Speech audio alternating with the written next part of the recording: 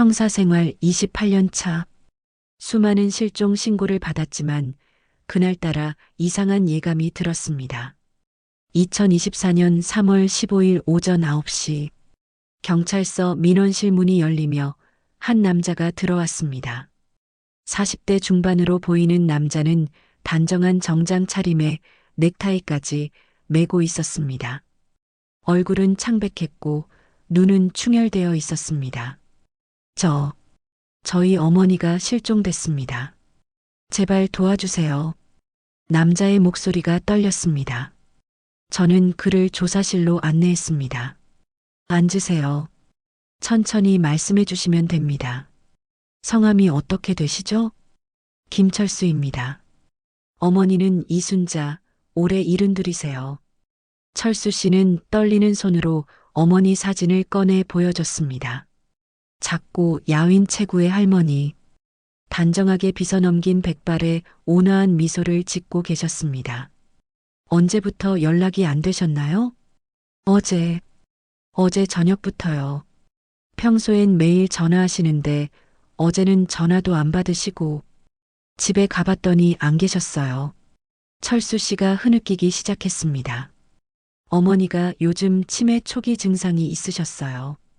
가끔 길을 잃으실 때도 있고 제가 더 잘 챙겼어야 하는 건데 치매라. 그럼 배회 가능성이 높겠군.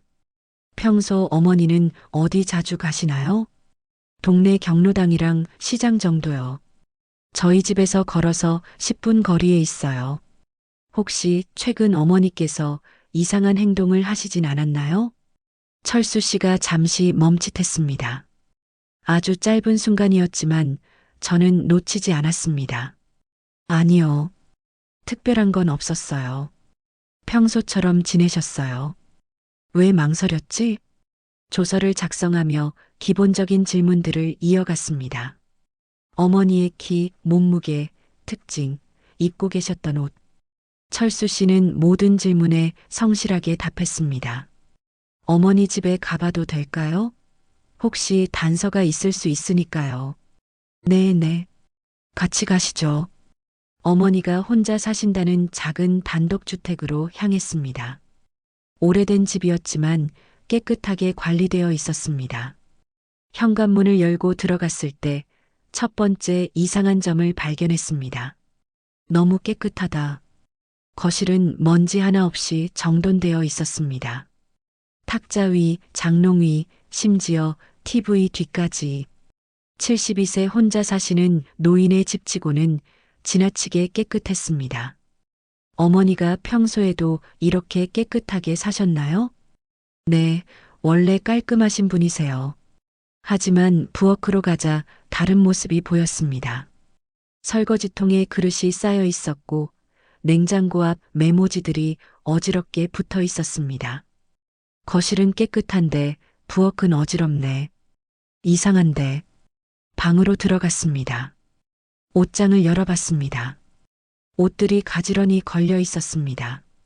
어머니가 평소 입으시던 외출복 같은 게 없어진 것 같나요? 철수 씨가 옷장을 들여다봤습니다. 글쎄요. 잘 모르겠는데요. 어머니가 옷이 많지 않으셔서 책상 서랍을 열어봤습니다. 통장, 도장, 신분증 모두 그대로였습니다. 신분증도 두고 가셨다고? 치매 환자가 신분증 없이 나가다니. 그때 침대 밑에서 뭔가 보였습니다. 손을 뻗어 꺼냈습니다. 낡은 수첩이었습니다. 펼쳐보니 할머니의 필체로 날짜와 금액이 적혀 있었습니다. 3월 5일 철수 1,000만 원, 3월 10일 철수 2,000만 원, 3월 12일 철수 3,000만 원, 6,000만 원? 아들한테? 김철수 씨, 이게 뭡니까? 철수 씨의 얼굴이 굳었습니다. 아, 그게 제가 사업 자금이 필요해서 어머니께 빌린 겁니다. 곧 갚으려고 했어요. 3개월 만에 6,000만 원이나요? 네. 제 사정이 어려워서요. 어머니가 흔쾌히 도와주셨습니다. 흔쾌히? 그럼 왜 이렇게 꼼꼼하게 기록해놨지?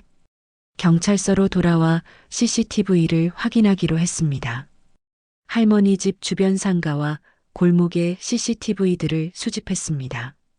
영상을 돌려보는데 3월 14일 오후 6시경 할머니가 집 앞에서 누군가와 이야기하는 모습이 잡혔습니다. 상대는 김철수 씨였습니다. 두 사람은 뭔가 격하게 대화하는 것 같았습니다. 할머니가 고개를 저으며 손사래를 치고 철수 씨가 할머니의 팔을 잡았습니다. 다툰 건가? 그리고 그 이후 할머니가 집에 들어가는 모습이 마지막이었습니다. 더 이상 나오는 영상은 없었습니다. 철수 씨를 다시 불렀습니다. 김철수 씨, 실종 전날 어머니 댁에 가셨죠? 네.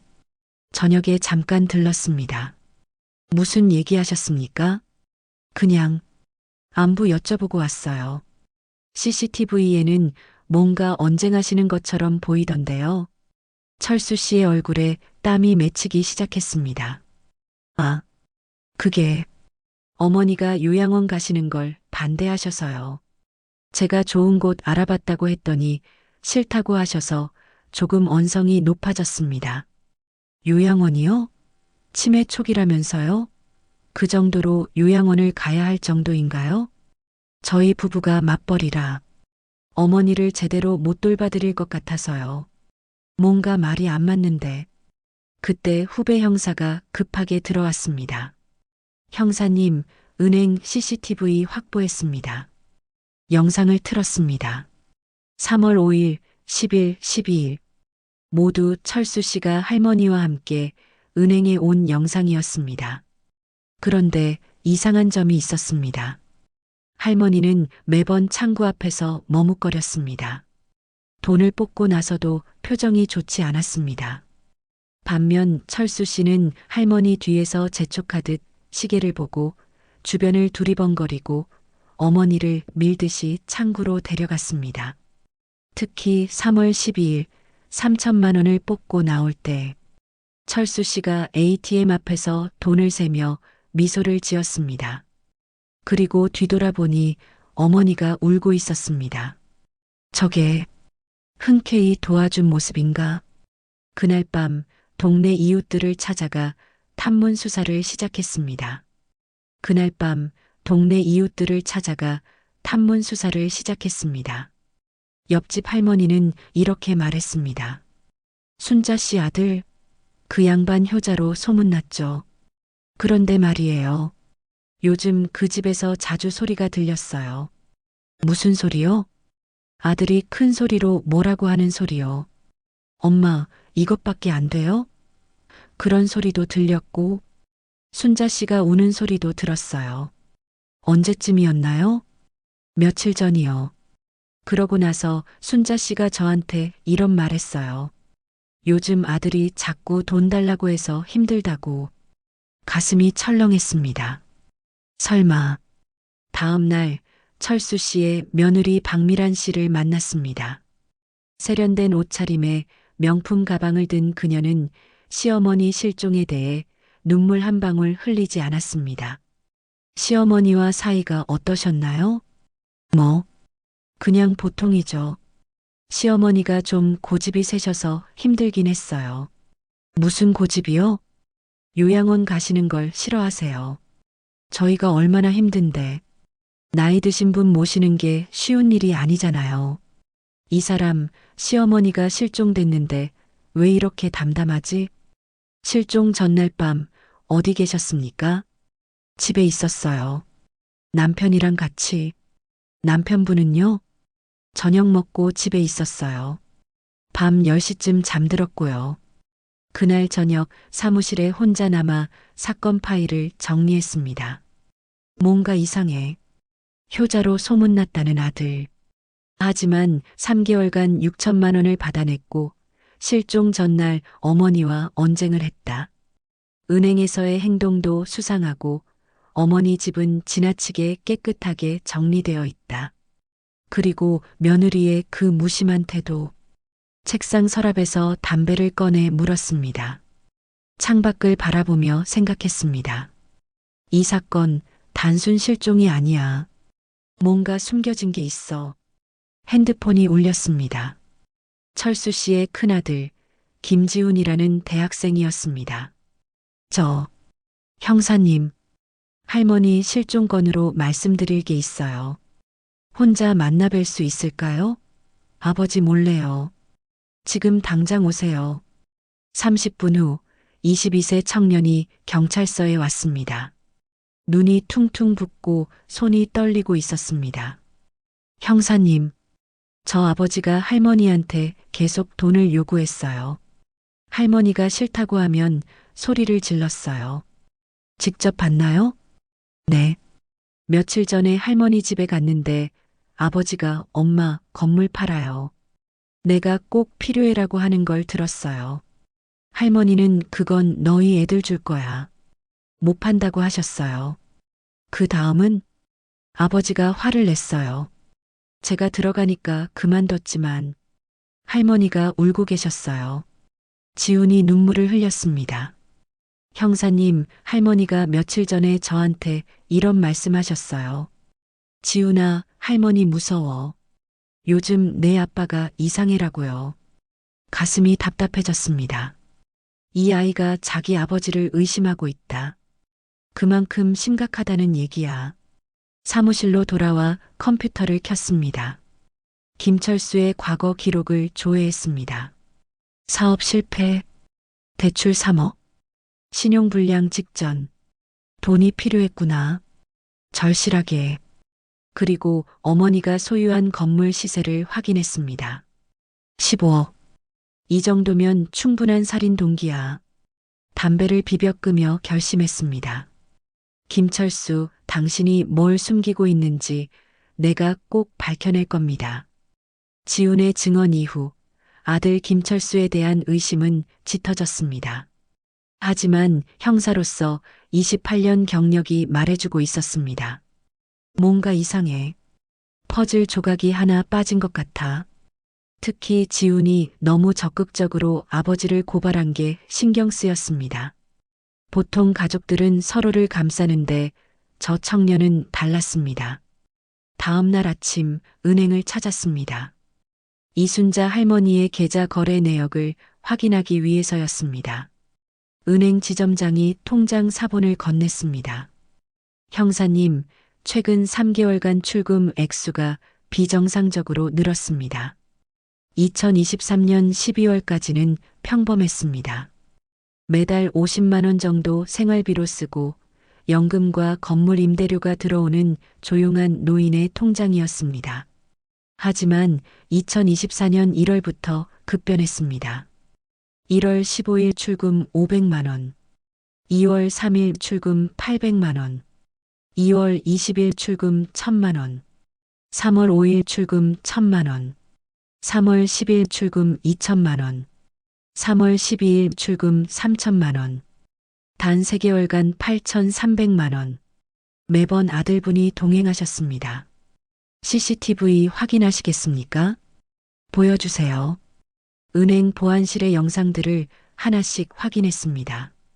1월 15일, 철수 씨가 어머니를 부축해 들어왔습니다. 할머니는 창구 앞에서 망설였고 철수 씨가 뭔가 말하자 직원이 출금 절차를 진행했습니다. 2월 3일, 할머니가 손사래를 치며 거절하는 모습. 철수 씨가 어머니 어깨에 손을 올리며 속삭였고 결국 할머니가 고개를 끄덕였습니다.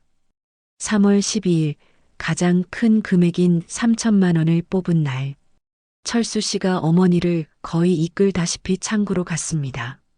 출금 후 ATM 코너에서 돈을 세는 철수 씨. 입꼬리가 살짝 올라갔습니다. 뒤돌아보니 할머니가 벤치에 앉아 고개를 떨구고 계셨습니다. 확실히 아들이 강압적이네. 그런데 영상을 계속 보던 중 이상한 장면이 포착됐습니다. 은행 밖 주차장. 철수 씨와 할머니가 나오자 누군가 다가왔습니다. 젊은 남자. 화면을 확대했습니다. 김지훈? 손자가 은행 밖에서 기다리고 있었습니다. 세 사람이 대화를 나눴습니다. 지훈이 무릎을 꿇고 할머니 손을 잡는 모습, 할머니가 고개를 젓는 모습, 지훈의 표정이 굳어지는 모습.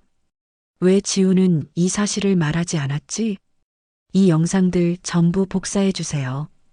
특히 3월 12일 것은 주차장 부분까지요. 사무실로 돌아와 철수 씨의 재산 상황을 조회했습니다. 무역회사부도 대출, 연체, 현재 부채 3억 2천만 원. 충분한 동기야. 그런데 추가 조회 중 예상치 못한 발견을 했습니다. 김지훈 명의 대출 2천만 원. 신용카드 연체 3개월. 통신비 미납. 대학생이 2천만 원 대출, 연체까지 더 깊이 파고들었습니다.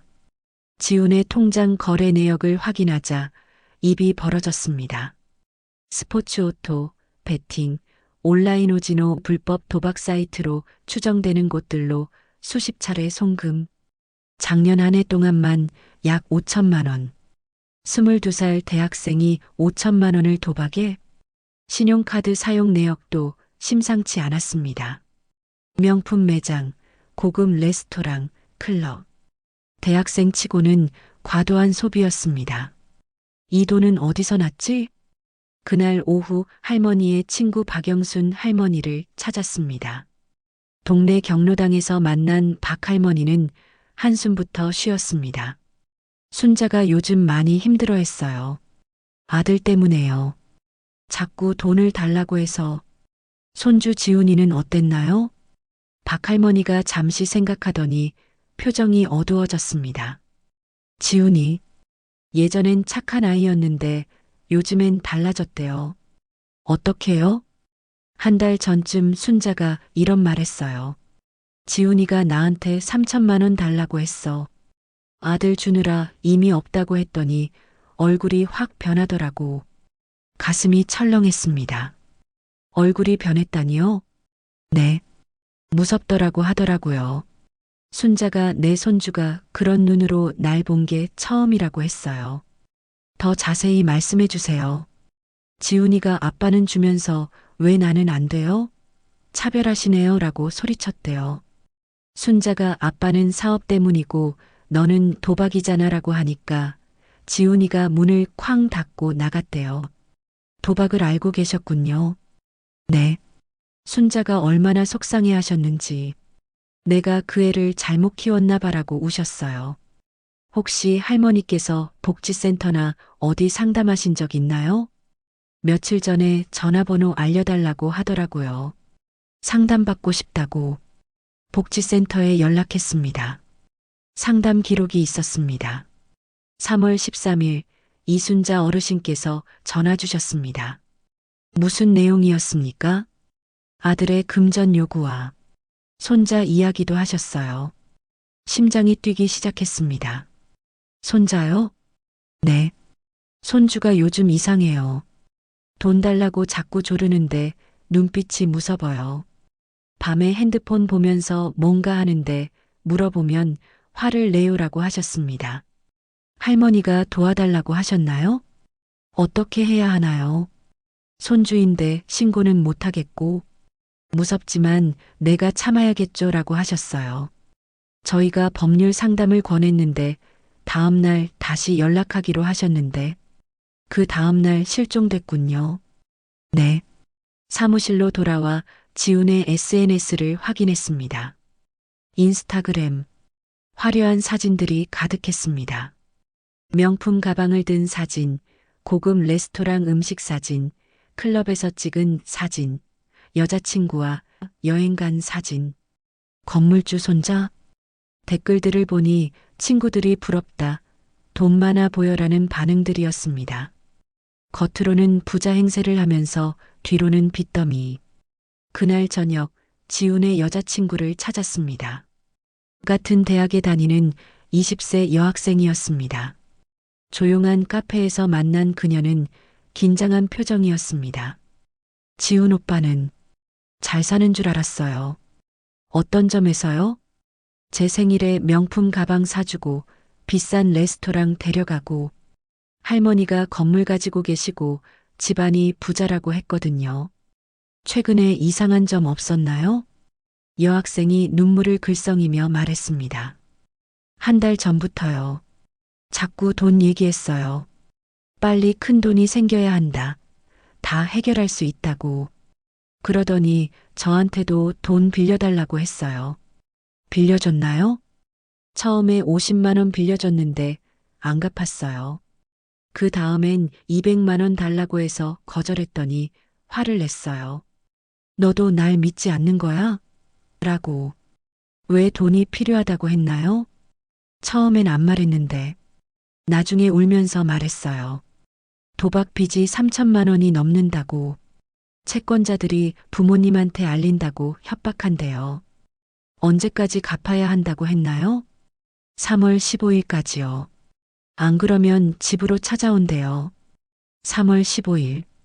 할머니 실종 신고가 들어온 날. 지훈 씨가 할머니 얘기했나요? 여학생이 고개를 끄덕였습니다. 네. 할머니가 나만 차별한다. 아빠한테는 엄청 주면서 나한테는 안 준다. 내가 손주라서 그런가라고 했어요. 되게 화나 있었어요. 그날 밤 할머니 집 주변 CCTV를 다시 정밀하게 확인했습니다. 3월 14일 저녁 7시 철수 씨가 할머니 집에서 나오는 장면. 그리고 시간을 계속 돌렸습니다. 밤 10시 28분. 골목으로 오토바이 한 대가 들어왔습니다. 젊은 남자가 헬멧을 벗었습니다. 화면을 확대했습니다. 김지훈이었습니다. 지훈이 할머니 집에 갔어. 지훈이 현관문 앞에 섰습니다. 주변을 두리번거리더니 초인종을 눌렀습니다. 문이 열리고 안으로 들어갔습니다. 시간은 밤 10시 30분. 그리고 약 1시간 후. 밤 11시 43분. 지훈이 집에서 나왔습니다. 표정을 확대해 봤습니다. 창백했습니다. 얼굴이 하얗고 손이 떨리고 있었습니다. 헬멧을 쓰다 바닥에 떨어뜨렸습니다. 주우려다 비틀거렸습니다. 오토바이에 올라타 시동을 걸었지만 한 번에 안 걸렸습니다. 2번, 3번 만에 겨우 시동이 걸렸고 급하게 골목을 빠져나갔습니다. 이 아이, 뭔가 했어. 다음날 새벽 지훈의 휴대폰 위치 추적 기록을 긴급 확보했습니다. 3월 14일 밤 10시 20분부터 11시 50분까지 지훈의 핸드폰은 할머니 집 주소에 고정되어 있었습니다. 그리고 그 이후 할머니의 휴대폰 신호는 꺼졌습니다. 우연일까? 아니야, 우연이 아니야. 오전 6시 지훈을 긴급 소환했습니다. 조사실에 들어온 지훈은 피곤한 얼굴이었습니다. 눈 밑에 다크서클이 짙었고 머리는 산발이었습니다. 형사님, 이렇게 아침 일찍 왜 부르신 거예요? 앉으세요. 책상에 CCTV 화면을 프린트한 사진을 탁 놓았습니다. 이게 뭐죠? 3월 14일 밤 10시 30분. 할머니 집 앞에서 찍힌 당신 모습입니다. 지훈의 얼굴이 순간 굳었습니다. 실종 당일 밤 할머니 집에 갔었죠? 아니요. 거짓말하지 마세요. CCTV에 선명하게 나왔어요. 오토바이 번호까지 확인했습니다. 지훈의 손이 떨리기 시작했습니다. 그건 밤 10시 30분에 들어가서 11시 43분에 나왔어요. 1시간 13분 동안 안에 있었죠. 그리고 나올 때 당신 표정 봤습니다. 창백하고 손 떨리고 헬멧 떨어뜨리고. 왜 그랬습니까? 저는 할머니 보러 간 거예요. 1시간 넘게 뭘 하셨습니까? 얘기했어요. 할머니랑. 무슨 얘기요? 지훈이 입술을 깨물었습니다. 그냥 안부 여쭤보고 왔어요. 거짓말이었습니다. 눈빛에서 떨리는 목소리에서 알 수 있었습니다. 테이블에 또 다른 자료를 펼쳤습니다. 당신 통장 거래 내역입니다. 불법 도박 사이트 송금 내역 보이시죠? 지훈의 얼굴이 하얗게 변했습니다. 그리고 이건 채권자가 보낸 문자입니다. 3월 15일까지 3천만 원 갚아라. 안 그러면 부모님 집으로 간다. 할머니한테 3천만 원 요구했죠? 거절당했고요. 지훈이 고개를 떨어뜨렸습니다. 지훈 씨, 실종 당일 밤 할머니 집에서 무슨 일이 있었습니까? 침묵. 대답하세요. 저, 정말 그냥 돈 빌리러 간 거예요. 그래서요? 할머니가 안 된다고 하셨어요. 그 다음은요? 지훈이 떨리는 목소리로 말했습니다. 그냥 나왔어요. 거짓말이었습니다. 하지만 아직 결정적 증거가 부족했습니다. 일단 돌아가세요. 하지만 어디 가지 마세요. 언제든 다시 부를 겁니다. 지훈이 비틀거리며 조사실을 나갔습니다. 문이 닫히자 후배 형사가 들어왔습니다. 형, 이거 봐. 할머니 집 과학수사 결과야. 보고서를 펼쳤습니다. 현관 신발장 모서리에서 미세한 혈흔 검출. 거실 바닥 일부에서 루미놀 반응 양성. 누군가 닦아냈지만 흔적은 남아 있었습니다. 할머니 집에서 뭔가 일이 벌어졌어. 그리고 마지막 페이지. 혈흔 DNA 분석 중.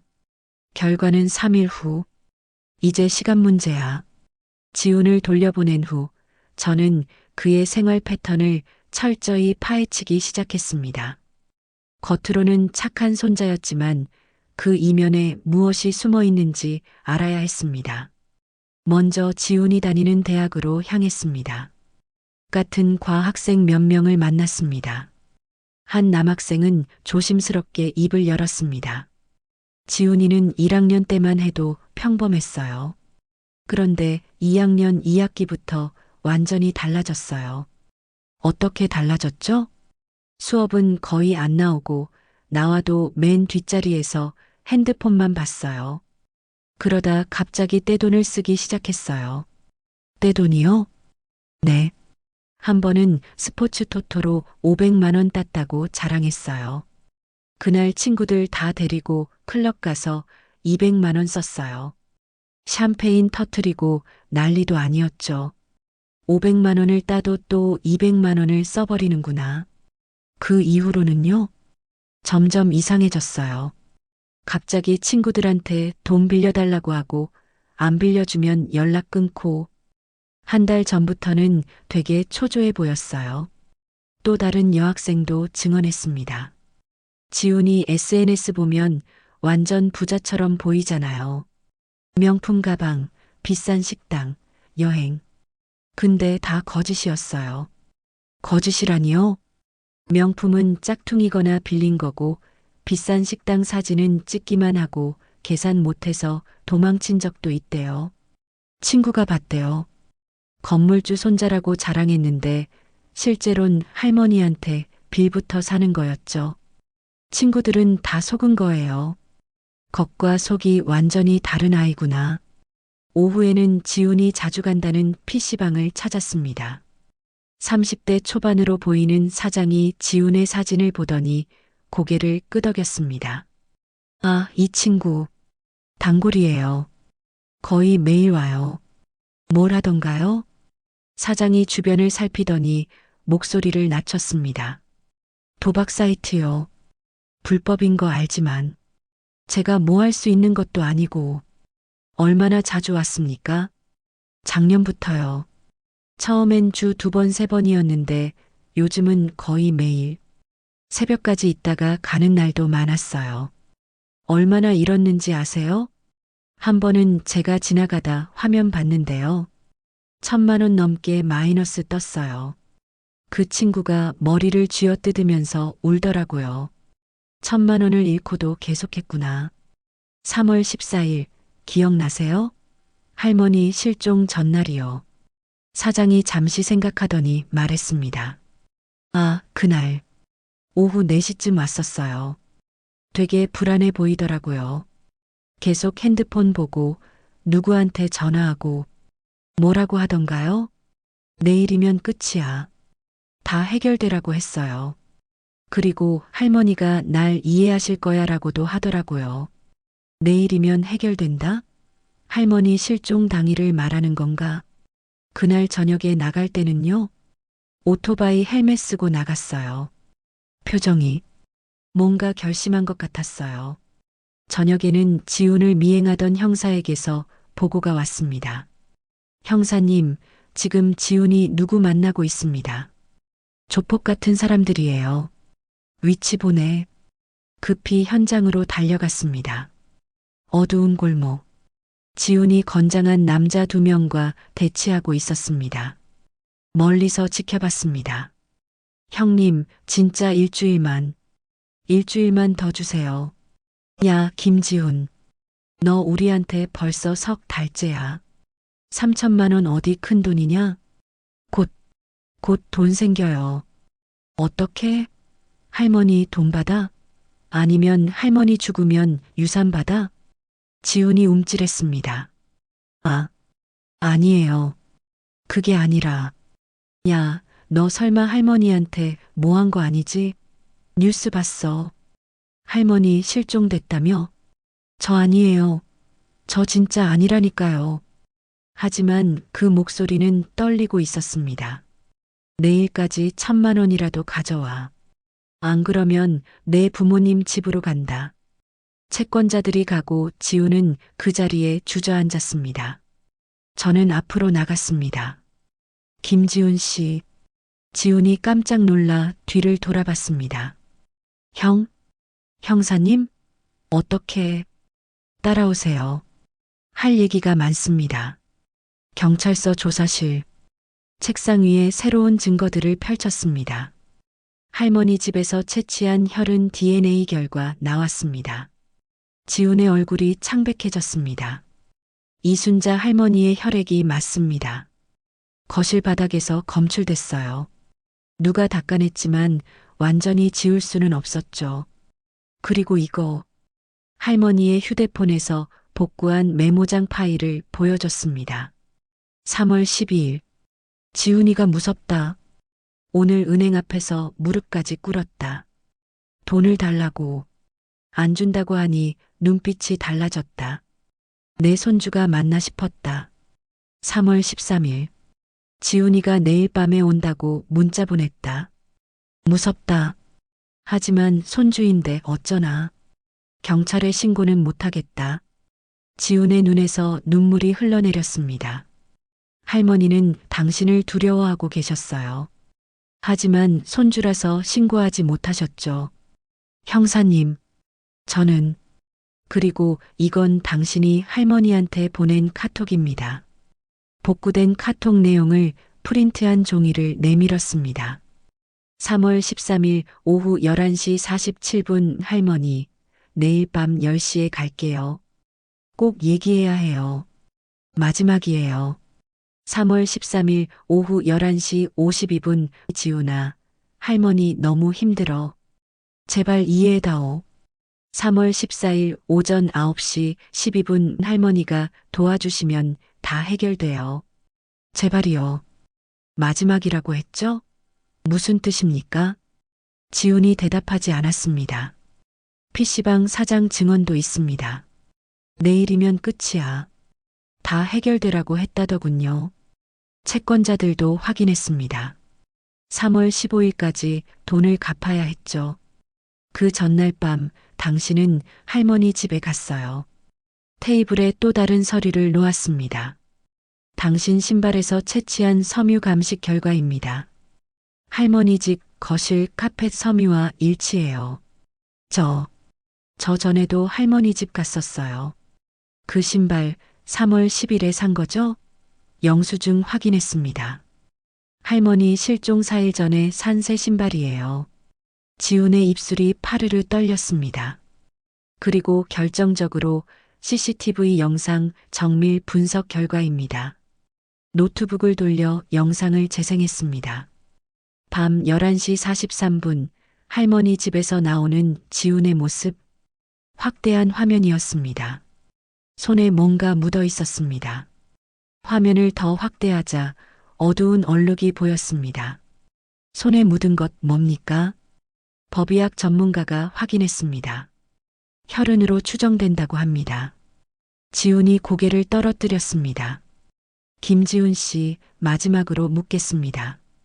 저는 그의 눈을 똑바로 바라봤습니다.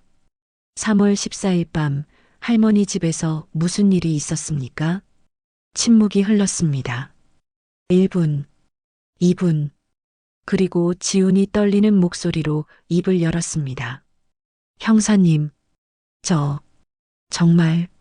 정말 그럴 생각은 아니었어요. 눈물이 뺨을 타고 흘러내렸습니다. 그냥 돈만 빌리려고 갔어요. 진짜로요. 할머니한테 무릎 꿇고 빌려고. 계속하세요. 채권자들이 내일까지라고 했어요. 안 갚으면 부모님한테 다 알린다고. 저 부모님 실망시킬 수 없었어요. 손으로 얼굴을 감싸쥐었습니다. 할머니 집에 갔어요. 밤 10시 반쯤. 할머니는 집에 계셨어요.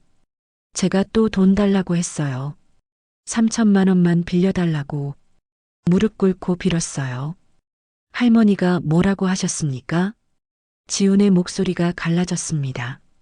안 돼, 지훈아. 너 이러다 망가져. 할머니가 도와주면 너는 절대 안 변해라고 하셨어요. 저 화가 났어요. 왜 아빠는 주면서 나는 안 돼요? 저도 급하다고요. 라고 소리쳤어요. 그 다음은요? 지훈이 떨리는 손으로 테이블을 짚었습니다. 할머니가 너는 손주야. 아빠는 달라라고 하셨어요. 그리고 도박은 병이야. 돈 주는 게 도와주는 게 아니야 라고. 당신은 어떻게 했습니까? 긴 침묵. 그리고 지훈이 떨리는 목소리로 말했습니다.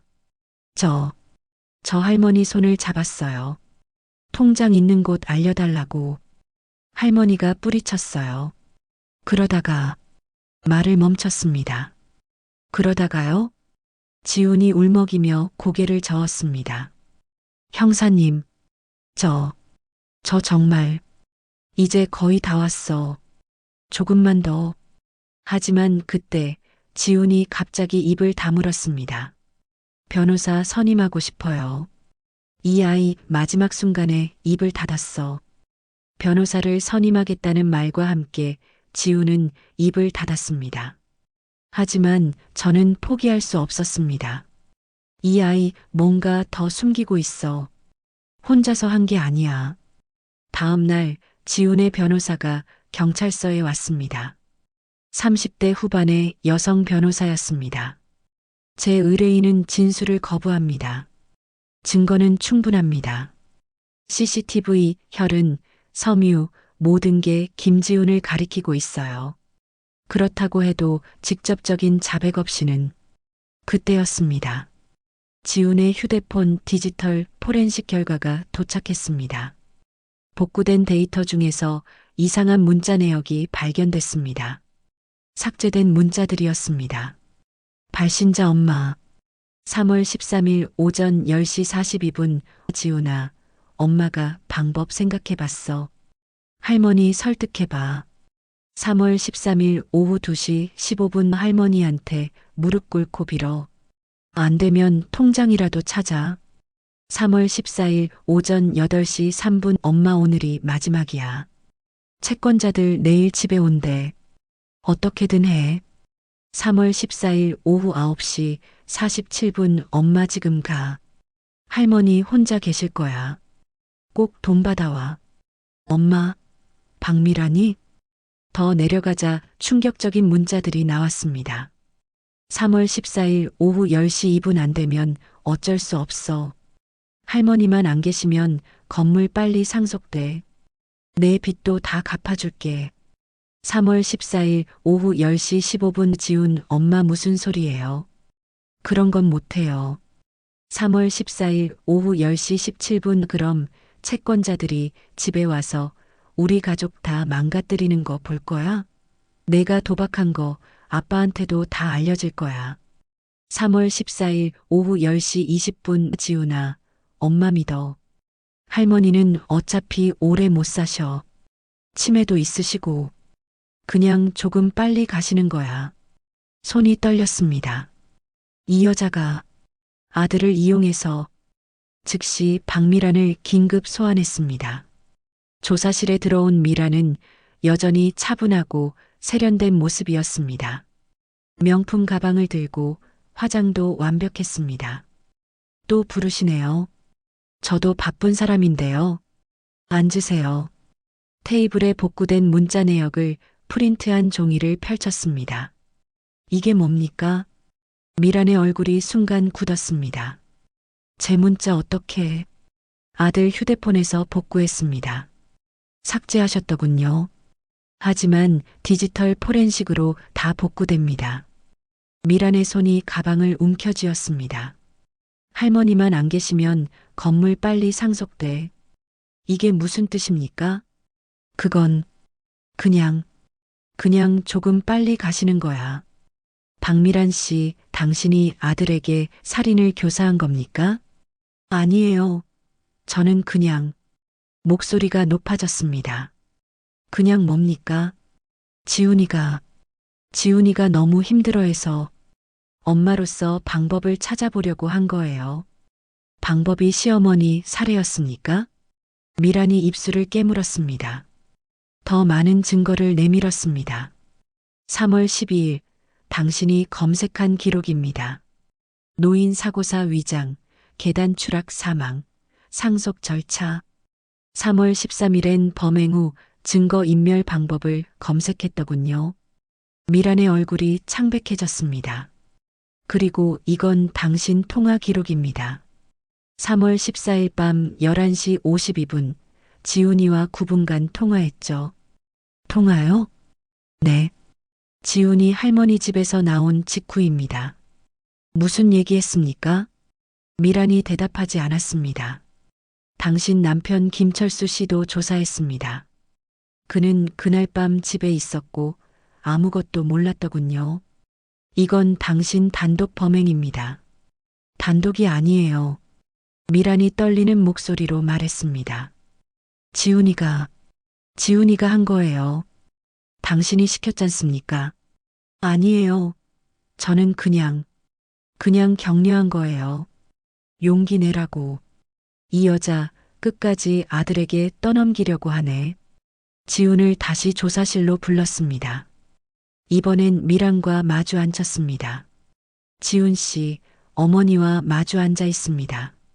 진실을 말할 시간입니다. 지훈은 어머니를 차마 쳐다보지 못했습니다. 3월 14일 밤 할머니 집에서 나온 후 어머니와 통화했죠? 지훈이 천천히 고개를 끄덕였습니다. 무슨 얘기했습니까? 긴 침묵 후 지훈이 떨리는 목소리로 말했습니다. 엄마한테 전화했어요. 엄마, 큰일 났어. 할머니가 라고 계속하세요. 엄마가 침착해. 진정해. 엄마가 다 처리해 줄게라고 했어요. 미란이 소리쳤습니다.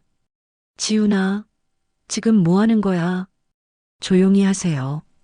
형사님, 저 정말 할머니 죽이려고 한 게 아니었어요. 지훈이 울먹이기 시작했습니다. 할머니한테 갔을 때 무릎 꿇고 빌었어요. 진짜로. 근데 할머니가 안 된다고 하셔서. 그래서요? 제가 화가 나서 할머니 손을 잡고 통장 달라고 했어요. 할머니가 뿌리치셨어요. 그러다가 할머니가 넘어지셨어요. 넘어지셨다고요? 네. 거실 탁자에 머리를 부딪히셨어요. 피가 났어요. 가슴이 철렁했습니다. 그 다음은요? 할머니가 쓰러지셨어요. 숨을 안 쉬셨어요. 저 너무 놀라서 바로 신고했어야죠. 저도 알아요. 근데 무서웠어요. 그래서 엄마한테 전화했어요. 미란이 얼굴을 손으로 가렸습니다. 엄마가 뭐라고 했습니까? 거기서 나와. 당장. 손 씻고 신발 버리고 아무도 못 봤지? 라고 했어요. 그리고 할머니 집 열쇠 두고 와. 엄마가 나중에 처리할게라고 했어요. 그래서 현장이 그렇게 깨끗했구나. 미란이 나중에 가서 청소한 거야. 박미란 씨 사실입니까? 미란이 고개를 떨어뜨렸습니다. 네. 언제 갔습니까? 새벽 2시쯤 남편이 자고 난 후에 지훈이가 준 열쇠로 들어가서 뭘 했습니까? 피를 닦았어요. 흔적을 지웠어요. 그리고 할머니를 말을 멈췄습니다. 할머니를 어떻게 했습니까? 미란의 목소리가 떨렸습니다. 차에 실었어요. 그리고 외곽산으로 시신을 유기한 것도 미란이었어. 어디에 유기했습니까? 북한산 외곽. 등산로에서 한참 떨어진 곳에 즉시 수색팀을 보냈습니다. 다음 날 할머니의 시신이 발견됐습니다. 부검 결과 사인은 두부 외상으로 인한 뇌출혈이었습니다. 거실 탁자 모서리에 머리를 부딪혀 발생한 상해였습니다. 하지만 중요한 건 사망 시각이었습니다. 사망 추정 시각이 3월 14일 밤 11시에서 11시 30분 사이입니다. 그럼 지훈이 나왔을 때는 이미 사망한 상태였습니다. 그럼 지훈이 직접 죽인 건 아니야. 우발적인 사고였어. 하지만 신고하지 않고 도주했고 엄마는 시신을 유기했어. 법정에서 검사는 이렇게 기소했습니다. 피고인 박미라는 아들의 도박빚을 이용해 시어머니 살해를 교사했으며 사망 후 시신을 유기하고 증거를 인멸했습니다. 이는 계획적이고 악질적인 범행입니다. 피고인 김지우는 할머니에게 금전을 요구하다 상해를 입혔고 사망을 확인한 후 신고하지 않고 도주했으며 어머니와 공모하여 범행을 은폐했습니다. 재판장이 판결을 선고했습니다. 피고인 박미란 살인교사 및 시신유기죄로 징역 25년을 선고한다. 미란이 그 자리에 주저앉았습니다. 피고인 김지훈 상해치사 및 범인도피교사 방조죄로 징역 12년을 선고한다. 지훈은 눈물을 흘렸습니다. 법정을 나서며 남편 김철수를 만났습니다. 그는 완전히 무너져 있었습니다. 형사님, 제가 돈 때문에 그랬으니까 제 잘못입니다. 당신은 몰랐습니다. 하지만 제가 어머니한테 그렇게 돈을 요구하지 않았다면 지훈이도 아내도 말을 잇지 못했습니다. 그날 밤 저는 할머니가 생전에 살던 집을 다시 찾았습니다. 냉장고를 열었습니다. 손주들이 좋아하는 반찬들이 아직 그대로 있었습니다. 유통기한이 지난 것들도 있었습니다. 책상 서랍에는 손주들 사진이 가득했습니다. 지훈이 어렸을 때 사진들, 할머니와 손잡고 웃고 있는 사진들, 그리고 마지막 일기장을 발견했습니다. 3월 13일. 내일 지훈이가 온다. 무섭지만 그래도 내 손주야. 어떻게든 설득해봐야지. 도박은 병이니까 치료받게 해야 해. 돈으로는 못 도와주지만 다른 방법을 찾아봐야지. 할머니는 끝까지 손주를 걱정하고 계셨습니다. 그리고 그 손주가, 며느리가 할머니를 죽음으로 몰고 갔습니다. 판결이 내려진 후 법정은 술렁였습니다. 기자들이 몰려들었고 플래시가 터졌습니다. 박미라는 수갑을 찬 채 고개를 떨어뜨린 채였습니다. 지훈은 아버지를 쳐다보지 못했습니다. 김철수는 방청석에서 무너졌습니다. 제 잘못입니다. 다 제 잘못이에요. 남은 두 딸이 아버지를 부축했습니다. 고등학생인 둘째 딸, 중학생인 막내 딸. 두 아이 모두 눈물을 흘리고 있었습니다. 법정을 나서는 미란과 지훈. 저는 그들의 뒷모습을 지켜봤습니다. 탐욕이 가족을 파괴했어. 할머니의 재산을 노린 며느리, 도박에 빠진 손자, 그리고 금전에 급했던 아들. 며칠 후 김철수를 다시 만났습니다. 그는 완전히 다른 사람이 되어 있었습니다. 수척해진 얼굴, 헝클어진 머리, 초점 없는 눈빛. 형사님, 제가 어머니한테 돈을 요구하지만 않았어도 당신 잘못이 아닙니다. 아니에요. 제가 사업 실패하고 빚에 쪼들리고 어머니한테 매달렸잖아요. 그걸 본 아내가 아들이 돈이 얼마나 중요한지 배운 거예요. 철수는 손으로 얼굴을 감췄습니다. 어머니가 8,300만 원 주셨는데도 저는 더 달라고 했어요.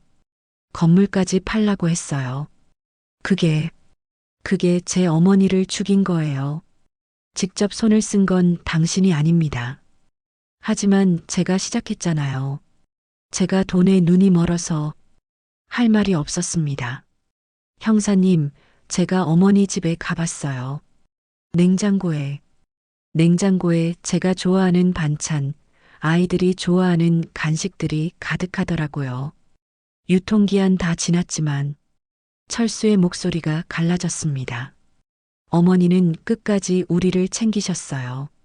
근데 우리는 어머니 돈만 더 이상 말을 잇지 못하고 울음을 터뜨렸습니다. 한 달 후 이순자 할머니의 장례식을 다시 치렀습니다. 첫 번째는 실종자로, 두 번째는 살인 피해자로. 작은 장례식장이었지만 많은 사람이 찾아왔습니다. 할머니의 친구들, 이웃들, 그리고 할머니가 운영하던 식당의 단골 손님들. 순자 씨는 정말 좋은 분이셨어요. 항상 웃으시고 손님들 챙기시고 손주들 이야기만 나오면 그렇게 자랑하시던 분인데 그 손주가 할머니를. 사람들은 고개를 저으며 안타까워했습니다. 영정 사진 속 할머니는 환하게 웃고 계셨습니다. 손주 지훈을 안고 찍은 사진이었습니다. 지훈이 5살 때, 그때는 행복했겠지.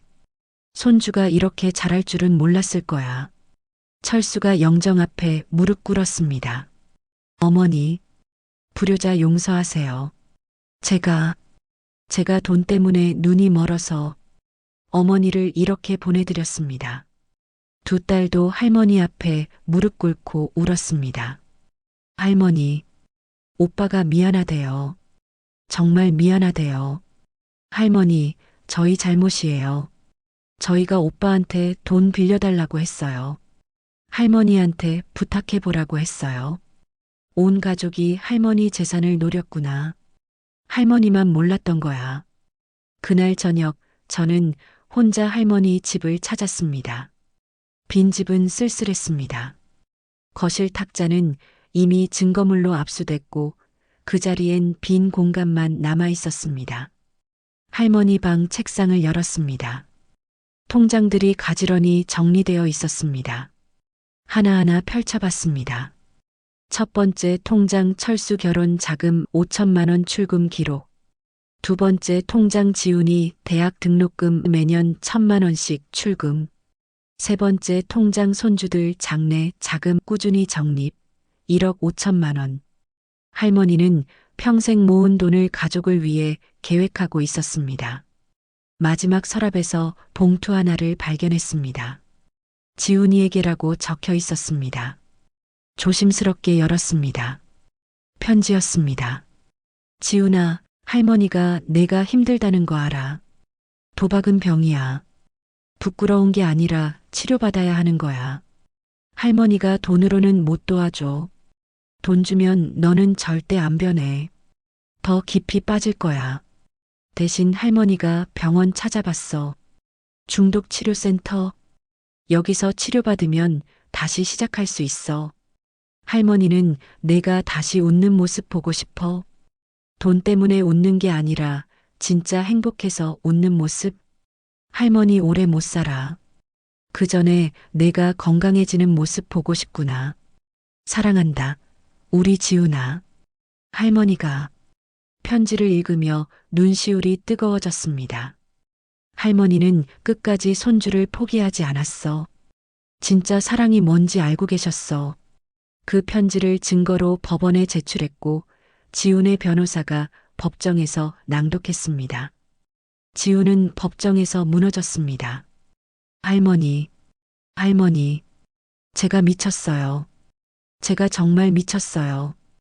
교도소로 이송되기 전 지훈이 저에게 편지를 보냈습니다. 형사님께 매일 할머니 꿈을 꿔요. 할머니가 저를 안아주시던 꿈. 제가 어렸을 때처럼요. 근데 꿈에서 깨면 제가 한 짓이 생각나요. 할머니 손을 잡아 끌었던 것. 할머니가 넘어지셨던 것. 신고하지 않고 도망친 것. 엄마 말을 들었던 게 제일 후회돼요. 엄마가 할머니만 없으면 다 해결되라고 했을 때 저는 거부했어야 했어요. 하지만 저도 원했어요. 할머니 재산을. 그게 제 죄예요. 교도소에서 도박 중독 치료받고 있어요. 할머니가 원하셨던 거잖아요. 12년 후 나가면 할머니 무덤에 가서 용서 빌 거예요.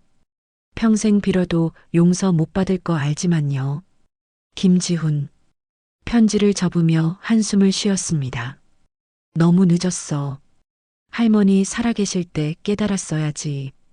6개월 후 할머니의 재산은 정리됐습니다. 15억짜리 건물은 팔렸고 그 돈으로 철수의 빚이 청산됐습니다. 남은 돈은 두 손녀 명의로 신탁됐습니다. 할머니가 남긴 통장의 돈들은 도박 중독 치료센터에 기부됐습니다. 이순자 재단이라는 이름으로 매년 도박 중독으로 고통받는 젊은이들을 무료로 치료해주는 프로그램이 만들어졌습니다. 1년 후 저는 은퇴를 했습니다. 마지막 날 할머니 묘소를 찾았습니다. 할머니, 형사 강민수입니다. 할머니 사건 담당했던 사람이에요. 묘비에는 이렇게 적혀 있었습니다. 사랑하는 어머니, 할머니 이순자. 1952년에서 2024년. 당신의 사랑은 영원히 기억될 것입니다. 할머니, 범인들 다 잡았어요. 며느리는 25년, 손자는 12년 받았어요. 바람이 불었습니다. 하지만 할머니는 끝까지 손주를 사랑하셨죠. 편지 봤어요. 돈이 아니라 치료를 원하셨다는 거. 묘비를 쓰다듬었습니다. 요즘 젊은 사람들 도박으로 인생 망치는 경우 많아요. 할머니 재단에서 많이 돕고 있어요. 할머니 덕분에 새 인생 사는 사람들이 생기고 있어요. 잠시 침묵이 흘렀습니다. 할머니, 편히 쉬세요. 이제 돈 달라는 사람 없어요. 아무도 할머니 괴롭히지 않아요. 묘소를 나서며 뒤돌아봤습니다. 가족의 사랑과 탐욕. 종이 한 장 차이야. 사랑이 탐욕으로 변하는 순간 가족은 무너져. 차에 올라타며 핸드폰을 봤습니다. 아들에게서 문자가 와 있었습니다. 아빠, 오늘 저녁 같이 먹어요. 할머니 보고 싶다고 우리 딸이 그래요. 미소가 지어졌습니다. 그래. 가족은 이렇게 지키는 거지. 돈이 아니라 시간으로. 요구가 아니라 관심으로. 시동을 걸며 생각했습니다. 이순자 할머니의 사건은 끝났지만 이 이야기는 계속될 것입니다. 도박으로 무너지는 가족들, 재산을 노리는 자식들, 끝까지 사랑하지만 이용당하는 노인들. 우리 사회 어딘가에서 지금도 또 다른 이순자 할머니가 힘들어하고 있을 것입니다. 그들이 도움을 청할 수 있기를. 너무 늦기 전에. 할머니 사랑합니다. 그리고 미안합니다. 오늘의 이야기 어떠셨나요? 여러분의 생각을 댓글로 편하게 나눠주세요. 구독과 좋아요를 꼭 눌러주시면 감사하겠습니다. 여러분의 일상에도 행운이 찾아오기를 기원드립니다. 오늘 하루도 소중한 시간 함께 해주셔서 진심으로 감사합니다.